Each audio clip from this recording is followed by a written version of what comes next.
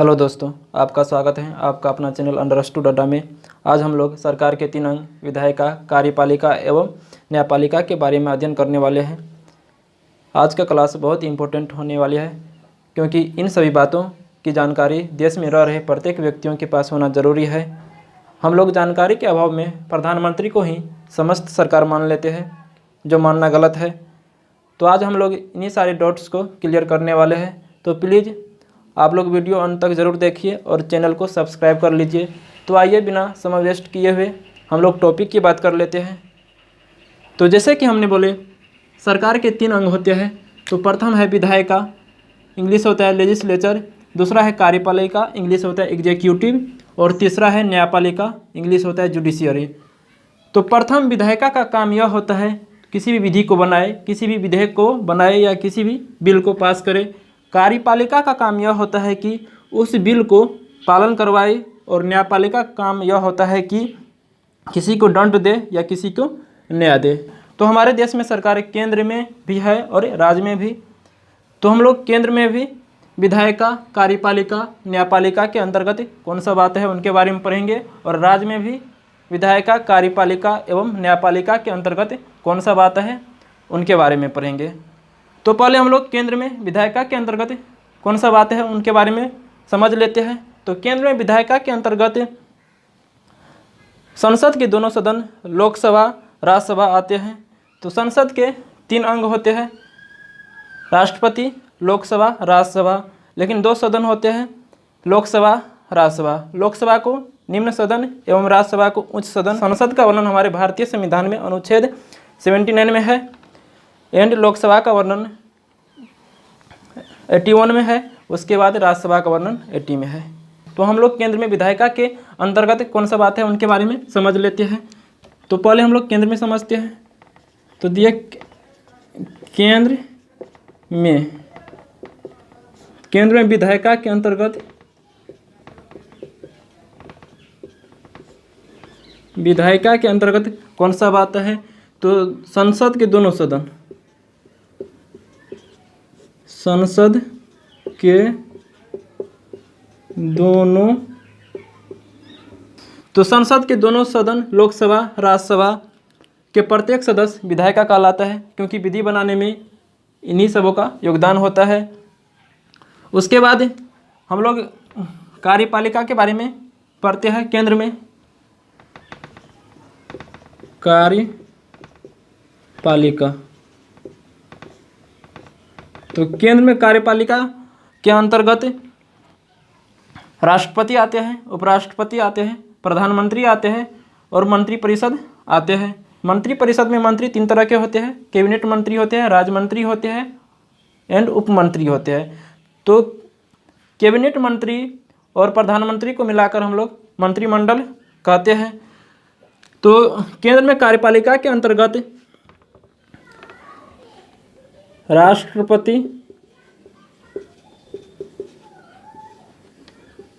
उपराष्ट्रपति,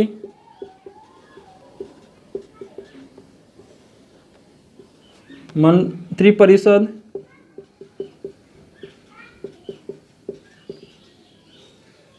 प्रधानमंत्री,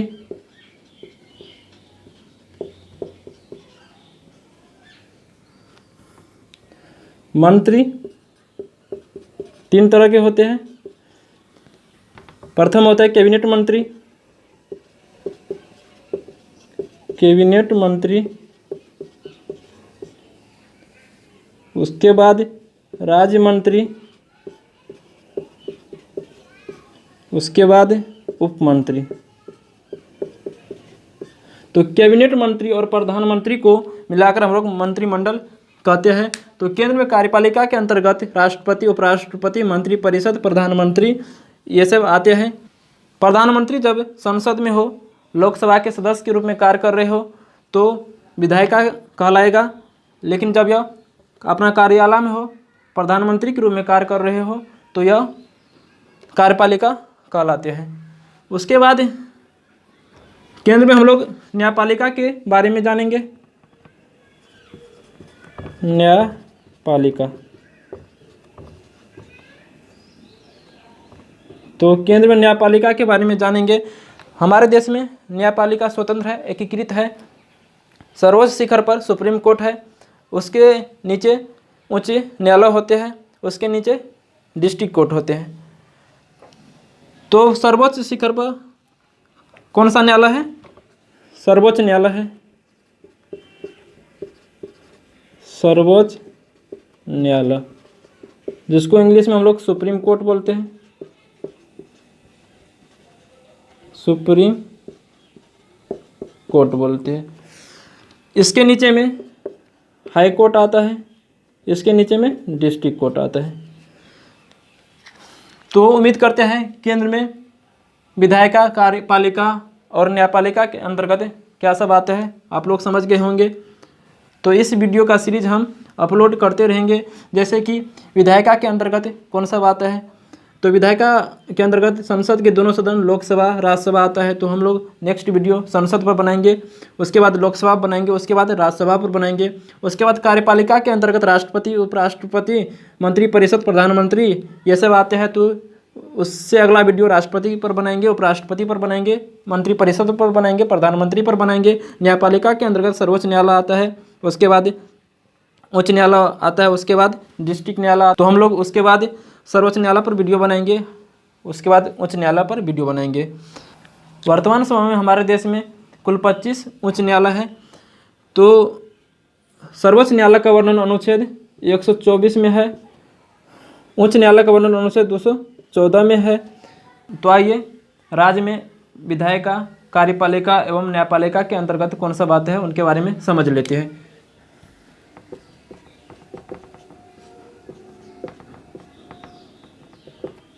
राज्य में विधायिका,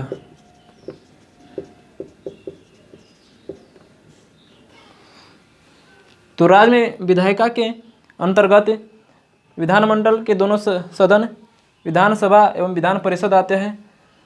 जिस तरह केंद्र में संसद के 3 अंग होते हैं, लोकसभा, राज्यसभा, राष्ट्रपति, उसी तरह राज्य में भी विधानमंडल के 3 अंग होते हैं, विधान परिषद, विधानसभा एवं राज्यपाल।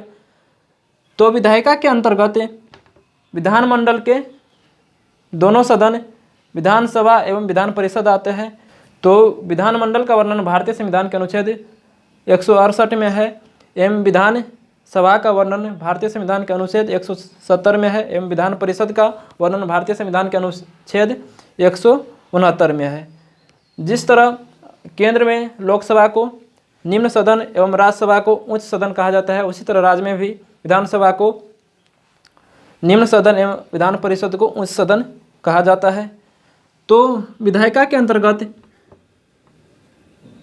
विधानमंडल के दोनों सदन, विधानमंडल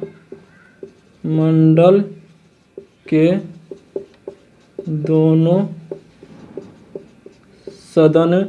सदन में कौन सा आ जाएगा? विधान सभा, दूसरा विधान परिषद। विधान परिषद, तो विधानसभा या विधान परिषद के प्रत्येक सदस्य विधायिका कहलाएगा राज्य में। उसके बाद कार्यपालिका के अंतर्गत, तो कार्यपालिका के अंतर्गत राज्य में कौन सा आते हैं? राज्यपाल आते हैं, मुख्यमंत्री आता है और राज्य में मंत्री परिषद आते हैं। तो कौन सा आते हैं? राज्यपाल आते हैं,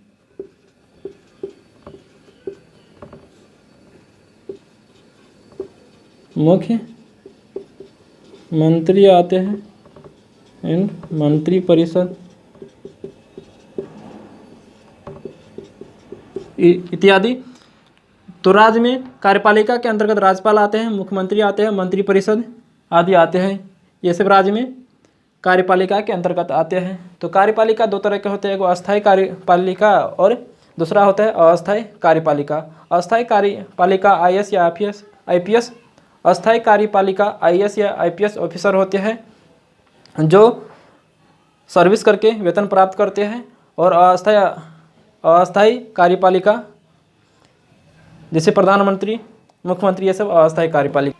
इसके बाद हम लोग न्यायपालिका के बारे में पढ़ेंगे। तो पहले हम बोल दिए न्यायपालिका स्वतंत्र है, सर्वोच्च शिखर पर सुप्रीम कोर्ट है, उसके नीचे उच्च न्यायालय है, उसके नीचे डिस्ट्रिक्ट कोर्ट है। तो अगर कोई भी केस सबसे पहले डिस्ट्रिक्ट कोर्ट में जाता है तो वहाँ पर नहीं सुलझ पाता है तो वहाँ से वह केस रेफर होकर उच्च न्यायालय में जाता है, वहाँ पर भी नहीं सुलझ पाता है तो अंत में सुप्रीम कोर्ट के पास जाता है। आई होप यह वीडियो आप लोगों को अच्छा लगे होंगे।